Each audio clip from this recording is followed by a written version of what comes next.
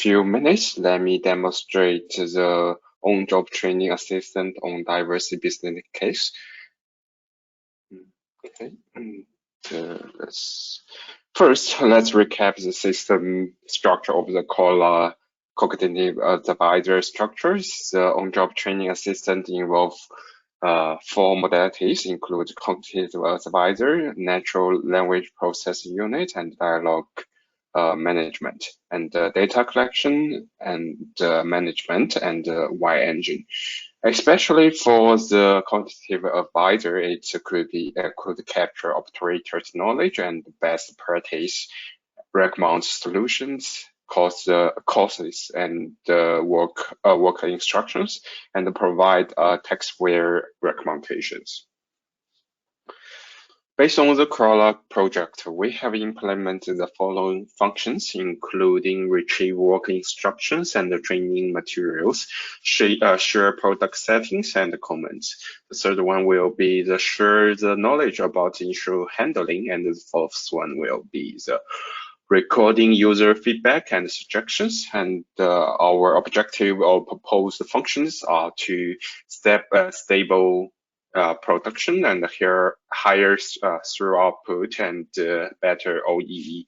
And the second one, which will be reduce the training time, and the third one will be reduction of the change over time per SKU. Also change a reduction of unplanned planned downtime, and the fifth one, which will be safer production. So in the following, I will provide some videos about simulate the detergent production line, and let's see the video simulation. Yes.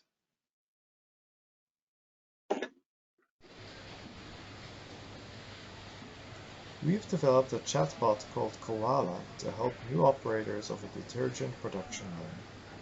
It is an agile production line that produces over 100 different types of detergents for many different clients. After a batch, operators reconfigure the machines to produce another detergent. The main machine is the filler. It has 24 nozzles that rotate around a carousel, filling 24 5-liter cans in parallel.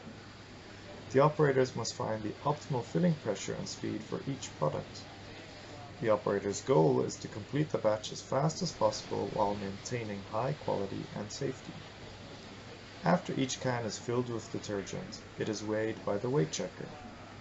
If the can is underweight, the weight checker will stop production. Underweight cans can be caused by bad pressure or speed settings, among other things. We built a web-based simulation of part of the production line to test the effectiveness of our chatbot in a controlled environment. For example, to evaluate how well the chatbot can train new operators, help them solve problems, and complete tasks. Before starting a batch of products, operators need to prepare the weight checker by entering several values on the weight checker screen. Then, they need to perform a pre-run with specific settings here.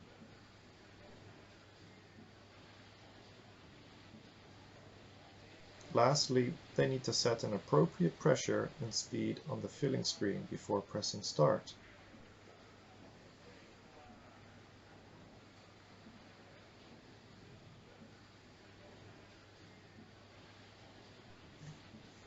As you can see, the status of the machine is now running. Other information, such as error codes and the number of cans produced, will also appear here. We see that the weight of every can is displayed on a graph. If a can becomes dirty, it will display as a red bar. The weight checker also has a field for displaying its own error messages. If you were to increase the pressure too much, the product will start foaming and the weight will drop. If it drops below the minimum threshold of 5,000 grams, the weight checker stops the line and displays error 33, as you can see here.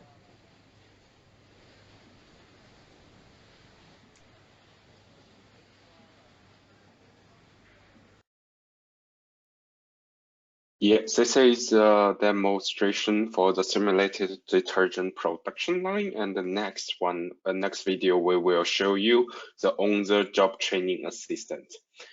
So let me share the video again.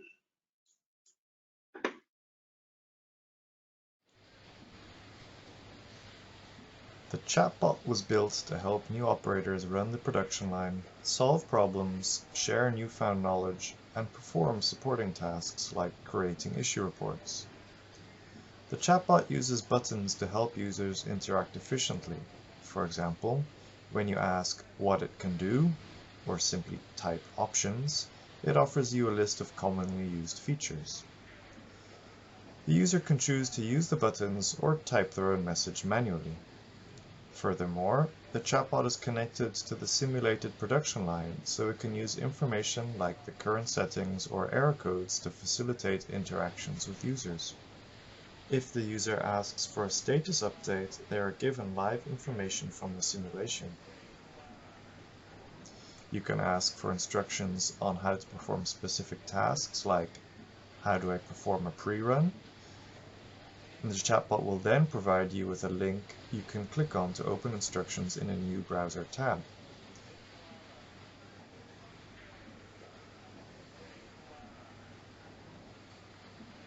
The chatbot may also offer suggestions in the form of buttons for related tasks.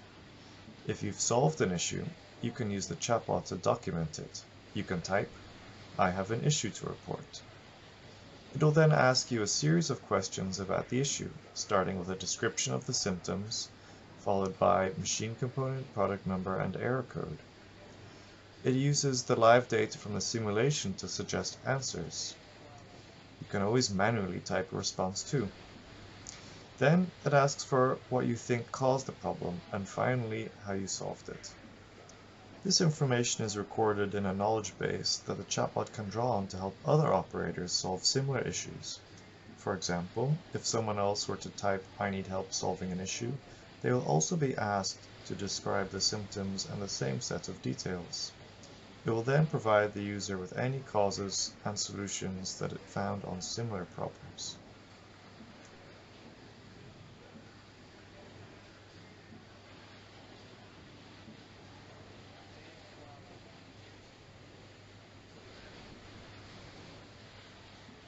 You can also use the chatbot to retrieve and save filling settings for a product. You can type, "I need filling settings," or use the equivalent button when you type options. You only need to provide the product number. Again, the information from the simulated weight checker is used to provide a suggestion, as indicated by the robot icon. Note that the settings have a rating and status. When new settings are submitted, they have status pending approval until an expert operator approves them.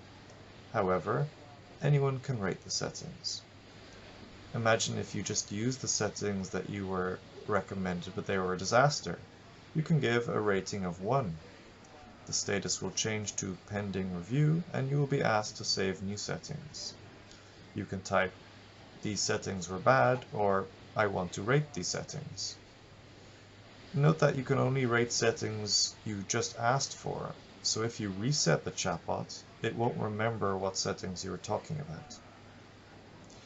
If you want to save new settings, you can click "Yes" here, or type, "I want to save new settings." Again, you can use the suggested values from the simulation or fill in your own values, but don't forget the units.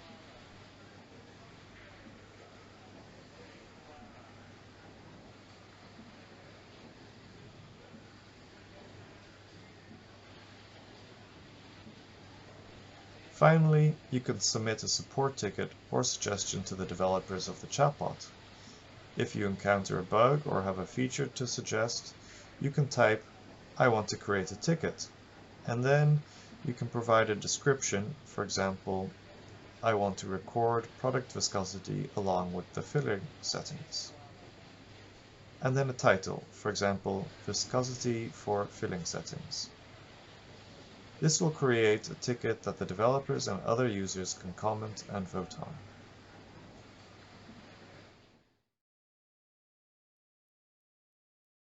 That's all for today's demonstration for the detergent production line, and I will pass to the presentation to Yulia and for the Q&A sections.